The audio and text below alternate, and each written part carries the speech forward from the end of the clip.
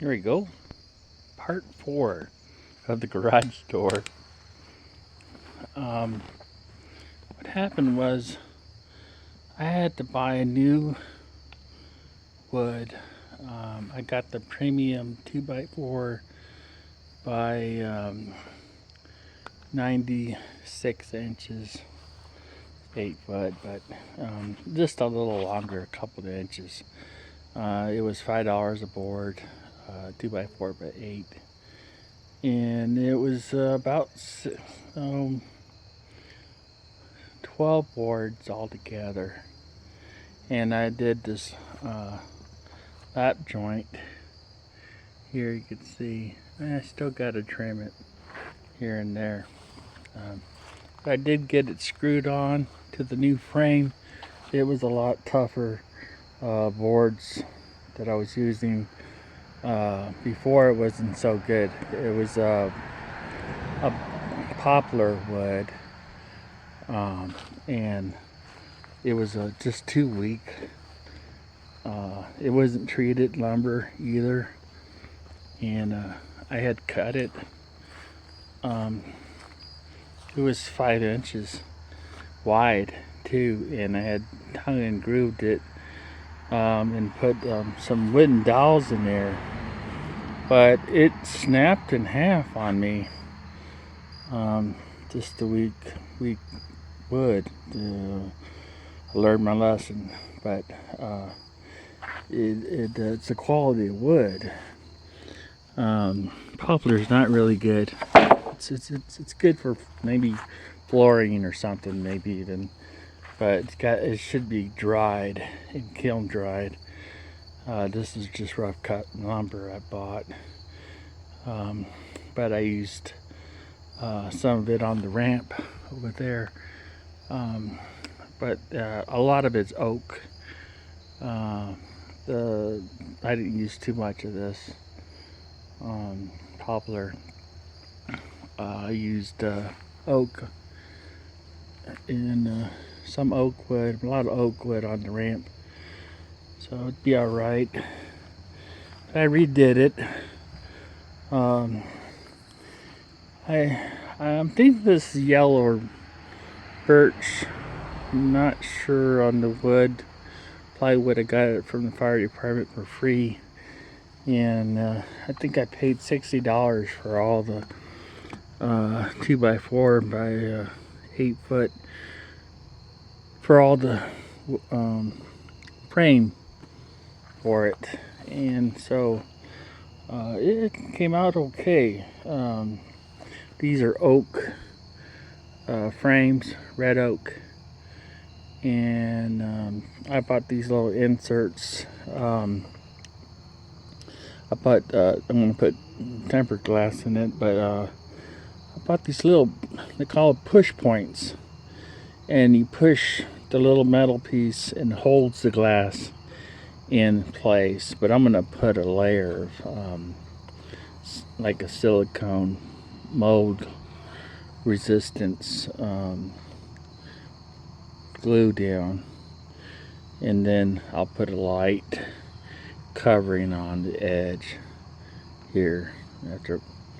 But I had some oil-based paint from the house, and it's no good. It's no good. It's old. To last year's paint, so I figured it'd still be good, but it wasn't. But anyway, the frames, I had screwed it down with, I used these, look like deck screws. They're 1 5/8, and I used them for the plywood to mount it to the frame, and so it came out pretty good. It's very flat and straight, and I used the cross member here in the underneath. give it more stability. I used all lap joints for the frame, and it's pretty sturdy. I'm glad I went with the premium wood. It made a big difference in the structure of the barn doors, and it's squared. It came out a lot square. It wasn't. And these are the wheels that I'll be putting on. These are the barn door wheels that I'll have on the door, and I got the railing already. I haven't bought the 16 footers I'm gonna need, because this is 8 feet by 90 inches tall, and I'm gonna put them on the garage there. The front part of it, it's a really old structure, and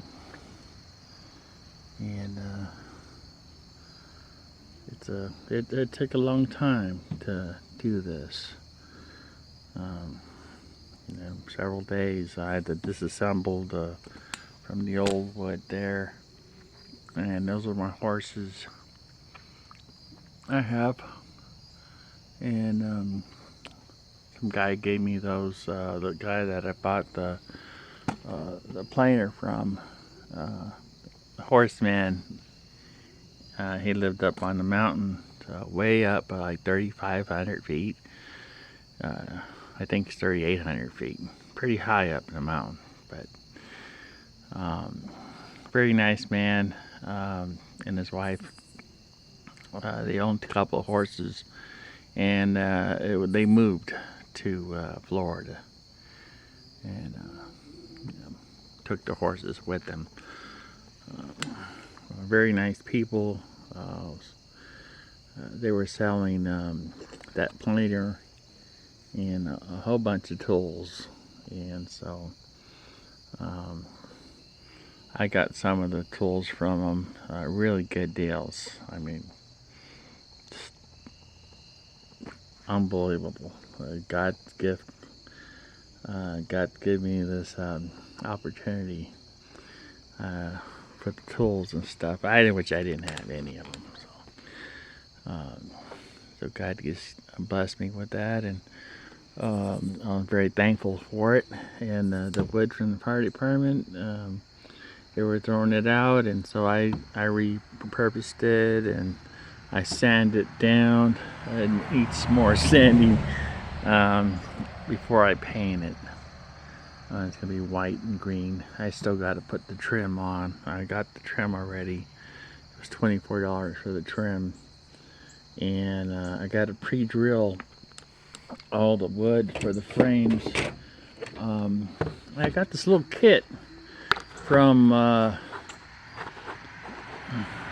Amazon, I believe.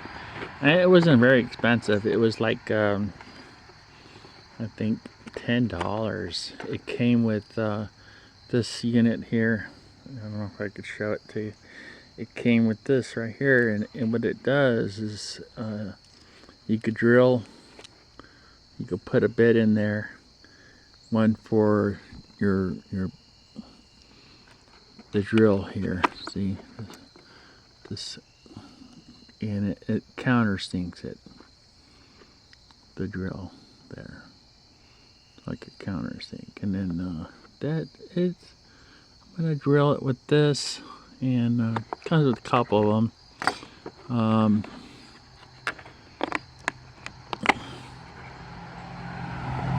Couple different size bits here. You could take the bit out. You can see. Oh, I don't know if you can see. I'm sorry.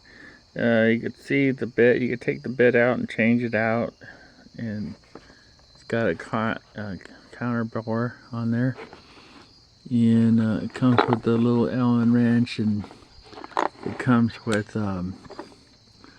all the different types of bits, Torx and flathead and Phillips. Nice little case. Yeah, $10. It wasn't bad. Really, I was happy to get it. And it just turns around. You could flip it like that. Getting dark. Anyway, pretty wore out. I spent a couple hours on it. But it's nice. That's a nice little set. Yeah, got this, came in handy. Got it from Harbor Freight for I think it was $5, $4 or $5. It's just a little saw, help with the corners, and this was really helpful. Put your circular saw on it, and you cut straight plywood with it up to 24 inches. Is like cutting it in half or anything beside that. Gives you a straight edge. Very helpful. And earlier today, it was getting dark last night, so I didn't realize it, but I trapped my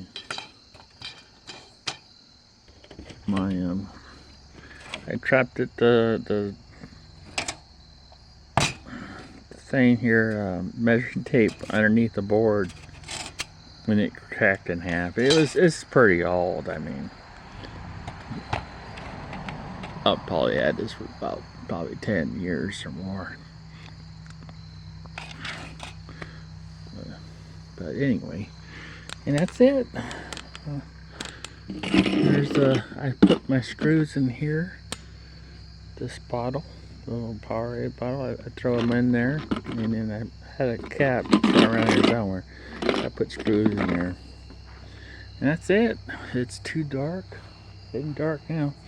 It came out really nice. I'm really happy with it. And